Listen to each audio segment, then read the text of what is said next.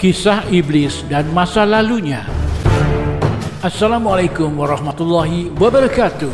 Selamat berjumpa kembali dengan kisah-kisah.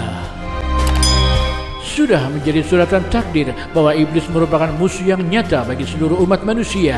Sepanjang sisa hidupnya, dia bersumpah akan berusaha untuk menyesatkan anak cucu Adam untuk menemaninya di neraka. Tahukah antum, jauh sebelum Nabi Adam AS diciptakan, iblis adalah merupakan makhluk yang mulia di sisi Allah dan merupakan salah satu makhluk yang paling dihormati para malaikat. Saking mulianya iblis pada masa itu, sebuah kitab yang ditulis oleh Imam Al-Ghazali menyebutkan bahwa iblis memiliki beberapa nama yang bagus-bagus di setiap lapis langit.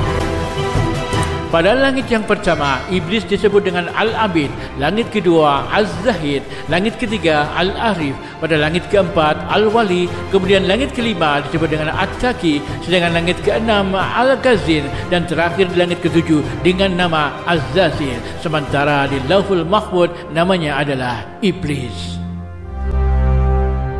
Iblis dulunya adalah ahli ibadah yang tidak pernah membangkang dan mengeluh terhadap perintah-perintah Allah. Ia pernah bersujud kepada Allah selama 1000 tahun lamanya dan ia sangat giat dalam beribadah. Iblis bahkan pernah menjadi Sayyidul Malaikat, penghulu atau pemimpin para malaikat, dan Khazinul Jannah, juru kunci surga atau penjaga pintu surga. Namun lama-kelamaan iblis menjadi sombong dan angkuh. Iblis menganggap bahwa dirinya adalah makhluk yang paling tinggi derajatnya di antara makhluk-makhluk Allah yang lain, hingga pada suatu saat Allah menciptakan Adam sebagai manusia pertama.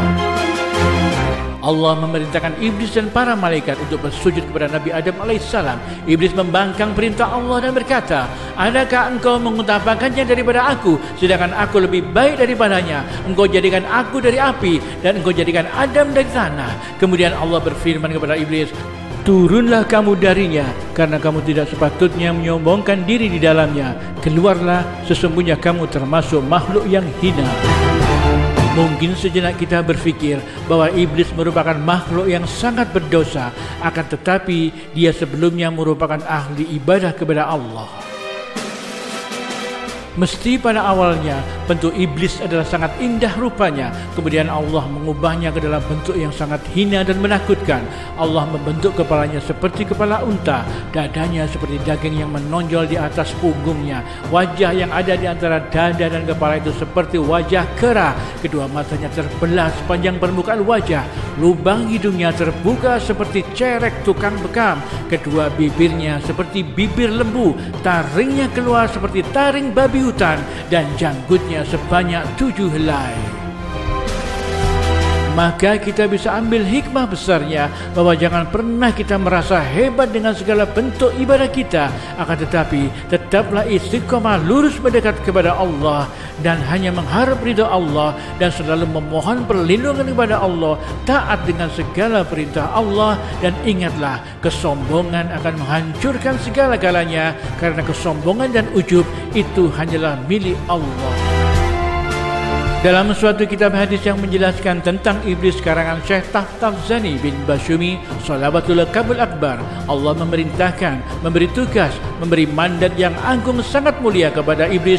Di antaranya adalah iblis sebagai penjaga surga dalam kurun waktu 40.000 tahun. Iblis pernah hidup bersama dan bergabung dengan malaikat selama 80.000 tahun.